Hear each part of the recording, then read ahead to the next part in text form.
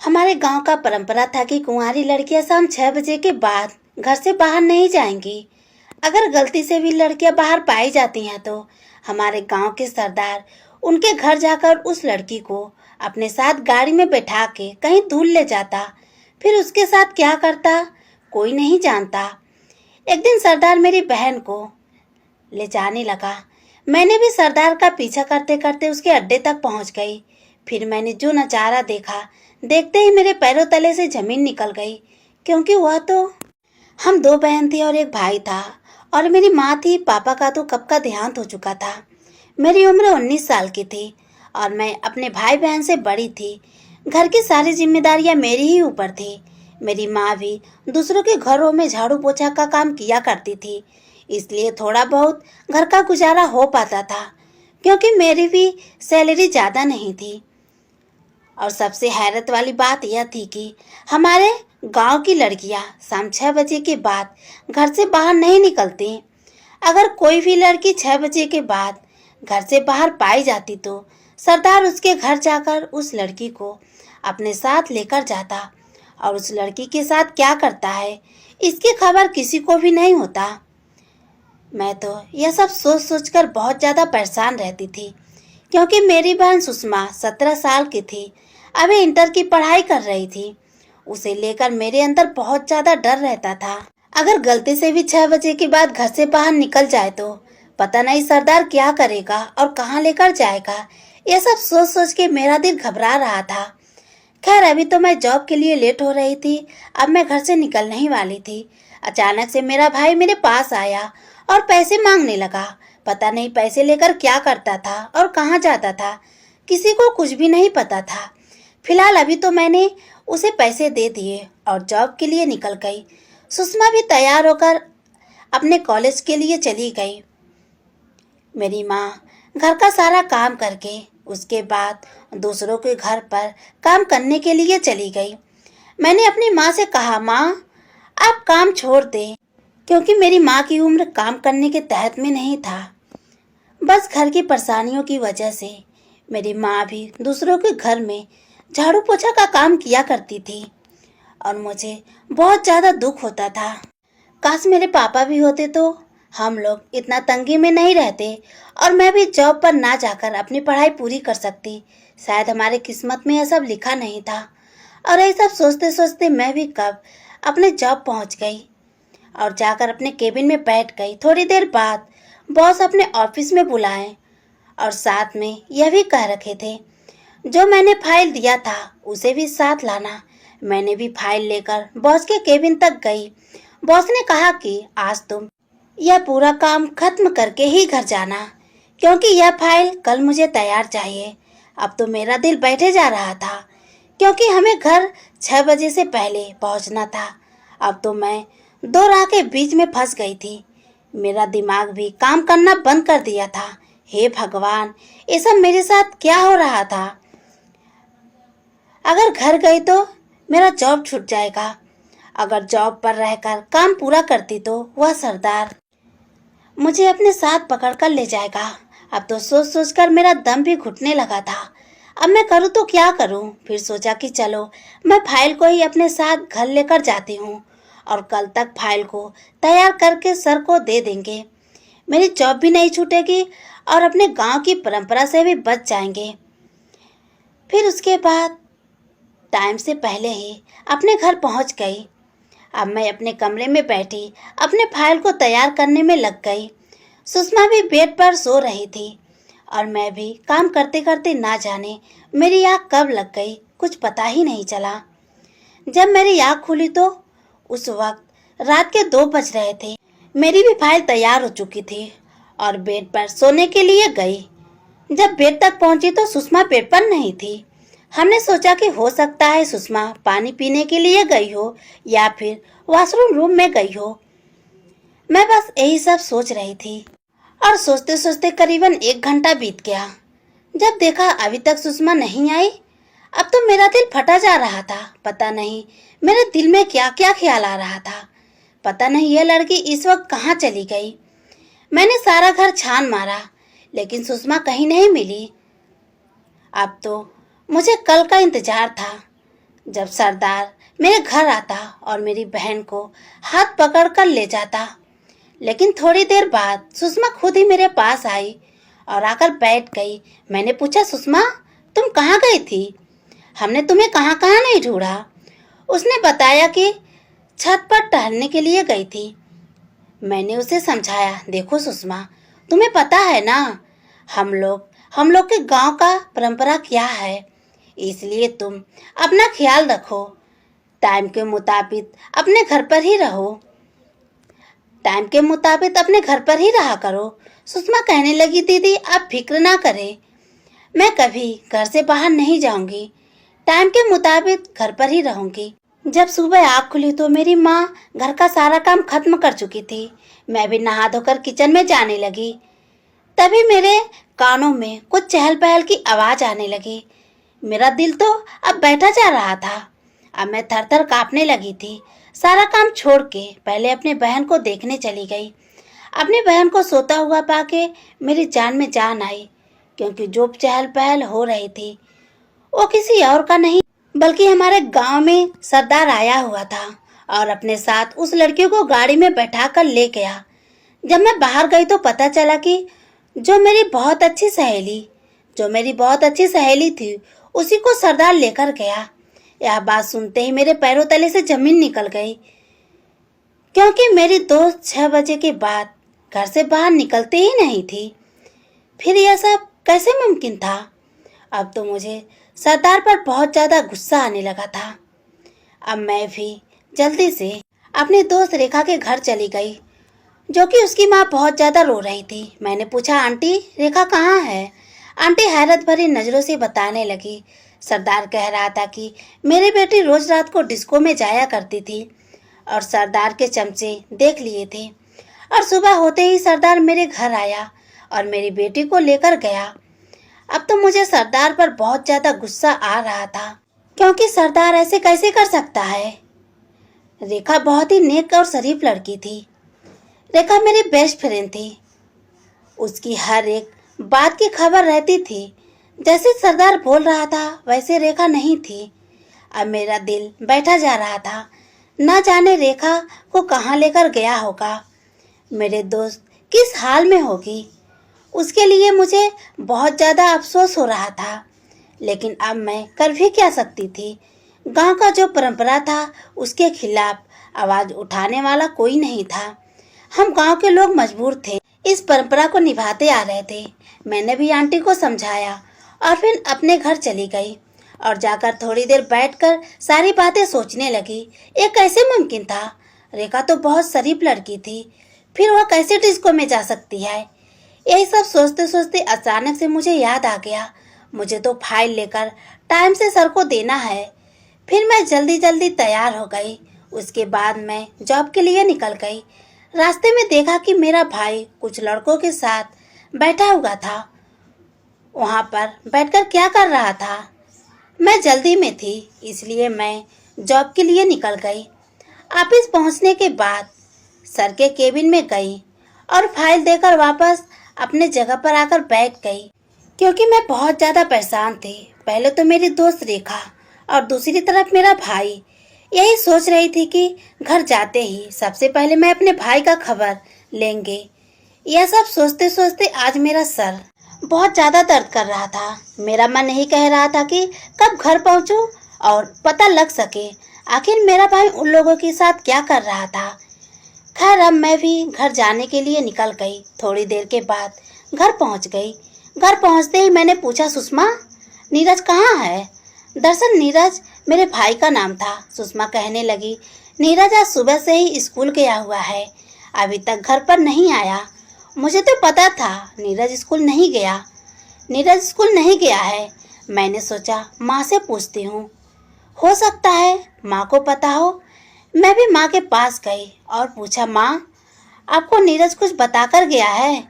नीरज कहाँ गया है? माँ कहने लगी, नहीं मुझे तो कुछ भी नहीं बताकर गया। माँ को कुछ बता भी नहीं सकती थी, क्योंकि खामोखा परेशान हो जाती, इसलिए मैंने बिना कुछ कहे अपने कमरे में चली गई। थोड़ी देर बाद नीरज की आवाज़ मेरे कानों में आई। मैं उसकी आवाज़ सुनते ही उसके पास गई और पूछने लगी, बताओ तुम कहाँ थे और क्या कर रहे थे। नीरज कहने लगा, दीदी मैं तो स्कूल गया हुआ था। अब इसकी यह बात सुनकर मेरी आंखें फटी की फटी रह गई। कितना साफ साफ झूठ बोल रहा था। मैंने तो उसे उन लड़कों के साथ देखा था। मैंने कहा, नीरज सच सच बताओ तुम कहाँ थे और कहाँ से आ रहे हो। नीरज फिर से वही बात बोली। नीरज फिर से वही बोला, दीदी मैं स्कूल में गया हुआ था। उसकी यह बात सुनकर मुझे बहुत ज़्यादा हैरानी होने लगी। फिर मैंने कहा, चलो ठीक है, तुम हाथ मुंह धो लो और खाना खा लो। मैंने सोच लिया खुद इसको रंगे हाथे पकड़कर खुद पूछेंगे।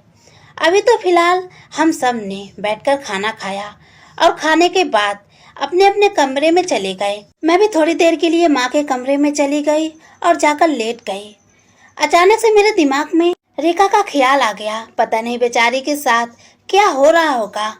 मैं बहुत ज्यादा सोचने लगी और घबराने भी लगी। अचानक से मेरे दिमाग में सुषमा का ख्याल आया। माँ के कमरे से निकलकर सुषमा के कमरे में चली गई।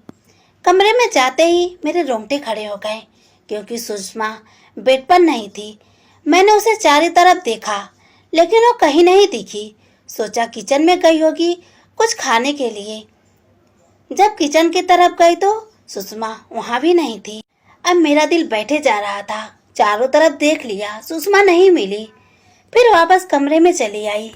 कमरे में जाते ही मेरी आंखों पर भरोसा ही नहीं रहा क्योंकि सुषमा बहुत आराम से बिस्तर पर लेटी हुई थी। मैंने पूछा, सुषमा तुम कहाँ गई थी। सुषमा कहने लगी, दीदी मैं तो कहीं नहीं गई थी, बस ऐसे ही छत पर टहलने के लिए चली गई। गर्मी बहुत ज़्यादा लग रही थी। सुषमा का यह बात सुनकर मुझे विश्वास नहीं होता था क्योंकि इस समय कमरे में उतना गर्मी नहीं था, सर्दियों का मौसम था। मैंने कहा, चलो ठीक है अब सो जाओ। सुबह हुई तो मेरी आँख खुली, लेकिन आज संडे था इसलिए मुझे जॉब पर नहीं जाना था। मैंने भी सुषमा को जगाया और कहा, सुषमा आज तुम नहा धोकर रेडी हो जाना, आज हम दोनों मार्केट जाएंगे। सुषमा कहने लगी, ठीक है दीदी। थोड़ी देर के बाद हम दोनों बहनें तैयार हो गए और माँ से भी पूछा, माँ आपको कुछ चाहिए तो बता दीजिए। माँ कहने लगी, नहीं अभी तो हमें कुछ नहीं चाहिए, हमने सोचा नीरज को भी अपने साथ लेकर चलते हैं। जब नीरज के पास गई तो कहने लगी, नीरज तुम्हें कुछ लेना है तो चलो, हम दोनों मार्केट जा रहे हैं। नीरज कहने लगा, नहीं दीदी मुझे कुछ भी नहीं चाहिए, बस थोड़ा सा पैसे दे दो। नीरज की यह बात सुनकर मुझे बहुत ज़्यादा हैरत होने लगी, लेकिन इस बार भी पैसे दे दिए। अब नीरज बहुत ज़्यादा खुश लग रहा था। अब हम लोग मार्केट के लिए निकल गए। मैंने कहा, अपने लिए कुछ कपड़े ले लो। सुषमा कहने लगी, ठीक है। अब जिस दुकान पर सुषमा जाती उस दुकान वाले उसे बहुत महंगे महंगे कपड़े दिखाते। हमने कहा, भैया हमें कुछ सस्ते वाले कपड़े दिखाएं। दुकानदार वाले ने सुषमा की तरफ देखने लगे। अक्सर ही लोग सुषमा को मैडम मैडम कहा करते थे। अब यह सब क्या हो रहा था। सुषमा के सारे लोग उसे महंगे महंगे सामान दिखाते थे। मैंने कहा, सुषमा यह सब लोग तुम्हें मैडम मैडम क्यों कह रहे हैं। सुषमा भी कहने लगी, मुझे कुछ भी नहीं पता, मैं तो घर से बाहर भी नहीं निकलती, बस कॉलेज जाती हूँ, कॉलेज से वापस सीधे घर ही आती हूँ। फिर मेरे दिमाग में आया, हो सकता है मेरी बहन की तरह दिखने वाली कोई और भी लड़की हो। मैंने कहा, भैया आप जिसको समझ रहे हैं हम वह लोग नहीं हैं, हम बहुत गरीब हैं, हमें कुछ सस्ते का सामान दिखाएं। लेकिन हमारे बात पर किसी को विश्वास ही नहीं हो रहा था। मैं भी गुस्से में आकर सुषमा का हाथ पकड़ा, मार्केट से निकलकर रोड पर आ गई। अब मैं सोचते सोचते रोड पर जा रही थी कि अचानक मेरा भाई दिखा। फौरन उसके पास चली गई और जाते ही जो नज़ारा मैंने देखा कभी सपने में भी नहीं सोचा था। नीरज स्कूल जाने की बजाय यहाँ पर आकर यह सब कुछ करता है। दरअसल वह जिन लड़कों के साथ था वह लड़के तो इधर उधर बैठकर जुआ खेला करते थे और मैंने भी अपने भाई को उन लड़कों के साथ देखा। अब मैं पूरी तरह से टूट चुकी थी। जब घर पहुंच गई तो सीधा अपने कमरे में जाके लेट गई और सोचने लगी, मैंने क्या सोचा था अपने भाई को पढ़ा लिखा कर बहुत अच्छा काबिल इंसान बनाएंगे, लेकिन सब कुछ मिट्टी में मिल गया। नीरज तो कभी स्कूल जाता ही नहीं था। घर से निकलता है स्कूल के लिए और बाहर जाकर लड़कों के साथ इधर उधर घूमा करता था, नशा भी किया करता था। यही सब सोचते सोचते मेरी माँ पास आई और कहने लगी, बेटा, मेरी भी तबीयत ठीक नहीं रहती। कब भगवान के तरफ से बुलावा आ जाए कुछ नहीं पता। मैं चाहती हूँ मेरे रहते ही तुम्हारी शादी हो जाए। मैंने कहा, माँ ठीक है, आप टेंशन मत लो, सब ठीक हो जाएगा। मेरी माँ भी मेरे सर पर हाथ रखते हुए कमरे से।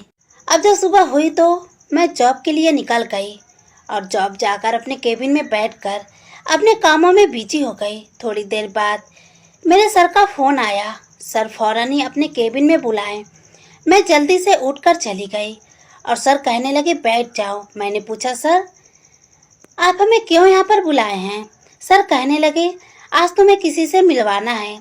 अचानक ही अपने माँ को अपने पास बुलाए और कहने लगे, ये मेरी माँ है। मैंने भी पैर छू लिए और हम साथ बैठ गए और बॉस की माँ पूछने लगी, बेटा तुम्हारे घर पर कौन कौन है? मैंने भी कहा, माँ है और हम 2 बहन 1 भाई। बॉस की मम्मी कहने लगी, ठीक है, हम तुम्हारे घर तुम्हारे लिए रिश्ता लेकर आएंगे। और बताओ मेरा बेटा तुम्हें पसंद है या नहीं? मेरा बेटा तुम्हें बहुत दिन से पसंद करता है। यह बात सुनते ही सर में से सर झुक गया और मैं सोचने लगी, यह सब कैसे मुमकिन था? मैंने तो कभी सपने में भी नहीं सोचा था मेरा रिश्ता इतने बड़े घर में लगेगी, वो भी मेरे बॉस के साथ। मुझे खुद कानों सुनी बातों पर विश्वास नहीं हो रहा था कि मेरी शादी बॉस के साथ होगी। फिलहाल आंटी कहने लगी, कल तुम्हारे घर आएंगे। मैंने भी कहा, ठीक है। उसके बाद मैं भी अपने घर चली गई। सब कुछ अपने माँ को बता दिया और जल्दी जल्दी घर का साफ सफाई करने में लग गए। मम्मी भी किचन में जाकर नाश्ता पानी का व्यवस्था करने में लग गई। सब कुछ रेडी हो गया, बस इंतजार था उन लोगों का। मेरी मम्मी मेरे पास आई और कहने लगी, तू भी नहा धोकर अच्छे से तैयार हो जा। मैं जल्दी से सुषमा के दराज खोलकर एक अच्छा सा कपड़ा निकालने चली गई। जैसे ही दराज खोला, जब मेरी दराज के कोने पर नजर पड़ी, मैं हैरत भरी नजरों से देखने लगी। ये कैसे मुमकिन था? मैंने तो कभी सपने में भी नहीं सोचा था इतना सारा पैसा और जेवर अभी सुषमा के दराज में रखा होगा। अब ऐसा नज़ारा देखकर मेरा दिल बैठे ही जा रहा था। अब मेरे घर कौन सा आंधी आने वाला था। अभी तो फिलहाल मैंने एक कपड़ा निकालकर पहन लिया और तैयार हो गई। थोड़ी ही देर बाद दरवाजे की बेल की घंटी बजी। मेरी माँ जाकर दरवाज़ा खोली और सबको बैठाया। मेरी बहन भी सबकी बहुत अच्छे से खातिरदारी की। अब माँ मुझे आवाज़ लगाने लगी। मैं टेंशन में बैठी, सोचने में मग्न थी। माँ की बातों पर ध्यान ही नहीं दे रही थी कि मेरी माँ आवाज़ लगाकर बुला रही है। थोड़ी ही देर में सुषमा मेरे पास आकर खड़ी हो गई और कहने लगी, दीदी आपको माँ कब से आवाज़ लगा रही है? आपका ध्यान कहाँ है? अभी तो शादी भी नहीं हुई और सोचना अभी से ही स्टार्ट। मैंने हैरत भरी नज़रों से सुषमा को देखने लगी और कहा, नहीं नहीं, ऐसी कोई बात नहीं है। मैं भी जल्दी से सबके साथ जाकर बैठ गई। देखते ही देखते मेरी शादी का दिन तय हो गया और सारे मेहमान चले गए। उसके बाद मैंने सुषमा का हाथ पकड़कर उसको कमरे में लेकर गई और अंदर से दरवाज़ा बंद कर दिया। फिर सुषमा से पूछने लगी, सुषमा तुम्हारे दराज में इतने सारे पैसे कहाँ से आए और इतने सारे जेवरात कौन दिया? सुषमा हैरानी से कहने लगी, दीदी मुझे तो कुछ भी नहीं पता यह पैसे और जेवरात कहाँ से आए। मुझे सुषमा पर कुछ कुछ शक होने लगा कि सुषमा कुछ ना कुछ जरूर छुपा रही है। अब मैं बिल्कुल ही अंदर से टूट चुकी थी। अगर किसी को पता चल गया तो ना जाने मेरे परिवार वालों का क्या होगा। यह सब सोच सोचकर टेंशन से मेरा सर फटा जा रहा था। मुझे चक्कर से आने लगा। थोड़ी देर के लिए जाकर बिस्तर पर लेट गई। थोड़ी देर बाद गहरी नींद भी आ गई और कुछ पता ही नहीं चला। आँख खुली तो रात के 9 बज रहे थे। सुषमा मेरे बगल में सोई हुई थी। मुझे भी बहुत तेज प्यास लगी थी, इसलिए उठकर किचन में चली गई। जब पानी पीकर वापस लौटी तो सुषमा बिस्तर पर नहीं थी। सुषमा इस वक्त कहाँ जा सकती है? फिर मैंने सोचा हो सकता है छत पर गई होगी टहलने के लिए। उसके बाद मैं भी छत पर जाने लगी।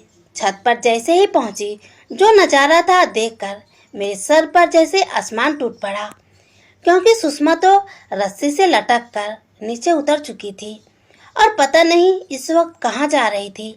मेरा दिल बैठे जा रहा था, क्योंकि जो नज़ारा हमने देखा था मेरे आंखों देखे पर विश्वास नहीं हो रहा था। अब जो गांव का परंपरा था, अब हम भी उस परंपरा के शिकार हो चुके थे। रात यूं ही बैठे बैठे गुजर गई। सुबह के 3 बजे सुषमा कमरे में दाखिल हुई। ऐसा लग रहा था जैसे कहीं गई ही नहीं थी। मैंने पूछा, सुषमा तुम कहाँ गई थी? सुषमा कहने लगी, दीदी मैं तो कहीं नहीं गई थी, मैं तो छत पर ही थी। गुस्से में आकर सुषमा को एक थप्पड़ लगाए और रोते हुए अपने बिस्तर पर जाकर लेट गई। मैं तो बस यही सोच रही थी कि सुबह ना हो, वक्त यहीं पर थम जाए। सुबह होते ही मेरे घर का दरवाजा खटखटाया गया। हैरत की बात यह थी कि सरदार मेरी बहन को लेने के लिए आ गया। मैं रोते हुए सरदार के पास गई और कहने लगी, मेरी बहन निर्दोष है, मेरी बहन को छोड़ दो। लेकिन सरदार मेरी एक ना सुनी और मेरी बहन का हाथ पकड़कर गाड़ी में बैठा लिया और लेकर जाने लगा। मैंने भी सोच लिया था कि मैं अपने बहन के पीछे पीछे जाएंगे। मैं भी जल्दी से गाड़ी का पीछा करने लगी और करते करते जहाँ पर उसकी गाड़ी रुकी, थोड़ी दूर पर मैं भी रुक गई। उसके बाद मेरी बहन को गाड़ी से बाहर निकाले अस्पताल में लेकर चले गए। मैं भी पीछे पीछे अस्पताल तक पहुँच गई। अंदर जो नज़ारा देखा, देखते ही मैं तंग रह गई, क्योंकि हमारे गांव की जितनी भी लड़कियां थी, सारी लड़कियां इसी अस्पताल में थी। और सरदार डॉक्टर से बात करने लगा। डॉक्टर से कह रहा था कि हम इसका इलाज जरूर कर देंगे और करीबन 15 से 20 दिन लग जाएगा, उसके बाद ही आप घर ले जा सकते हैं। यह सब नज़ारा देखकर मैं फौरन ही सरदार के पास चली गई और सरदार से पूछा, मेरी बहन को क्या हुआ है? आप इसे अस्पताल में क्यों ले आए? सरदार मुझे देखते ही हैरान रह गया और पूछने लगा, तुम यहाँ क्या कर रही हो? मैंने गुस्से में कहा, मेरी छोड़ो, आप बताइए मेरी बहन को यहाँ पर क्यों लाया गया? फिर सरदार बताने लगे, तुम्हारी बहन को बहुत बड़ी बीमारी है, दिन में कुछ और रहती है, रात में कुछ और हो जाती है। इसलिए जितनी भी लड़कियाँ इस बीमारी की शिकार हैं, हम इन्हें इसी अस्पताल में लेकर आते हैं और जब लड़कियां ठीक हो जाती हैं तो हम उन्हें उनके घर सही सलामत पहुंचा देते हैं। अब मुझे सब कुछ समझ में आ रहा था कि मेरी बहन रोज रात को कहाँ जाती। अब मुझे सब कुछ समझ में आ रहा था, मेरी बहन दराज में इतने सारे पैसे कहाँ से आए और अलमारी में मॉडलिंग कपड़ा कहाँ से आए, क्योंकि मेरी बहन सिंपल ही कपड़ा पहना करती थी। जब एक बार रात को उस छत पर जाते हुए देखा, उसी दिन भी मॉडलिंग कपड़ा ही पहनकर जा रही थी। आनी मेरी बहन बहुत बड़ी बीमारी से जूझ रही थी, जो दिन में कुछ और रात में कुछ और हो जाती। फिलहाल अब मेरी बहन अस्पताल में भर्ती हो चुकी थी, धीरे धीरे ठीक भी होने लगी थी। और जो हम लोग सरदार को बुरा भला समझते थे, वह एक भले इंसान थे। जो लड़कियां इस बीमारी की शिकार हो चुकी थी, गांव का सरदार उसे अस्पताल तक पहुंचाता था। धीरे धीरे मेरी बहन भी ठीक हो गई। अब गांव की सारी लड़कियां अपने अपने घर जा चुकी थी। मैं भी अपने बहन को लेकर अपने घर वापस आ गई और मेरी शादी भी हो गई। अपने ससुराल में बहुत खुश थी। मेरी छोटी बहन भी जॉब किया करती थी। मेरा भाई स्कूल जाने लगा था और हमारे परिवार में सब लोग खुश थे। मैं भी अपने ससुराल में बहुत ज़्यादा खुश थी। दोस्तों, उम्मीद करती हूँ हमारी कहानी पसंद आई होगी। कहानी पसंद आई हो तो चैनल को लाइक करें, चैनल पर नए हैं तो चैनल को सब्सक्राइब करें और हाँ, नोटिफिकेशन बेल ज़रूर दबाएं ताकि सबसे पहली अपडेट आप तक ही पहुँचे। धन्यवाद दोस्तों।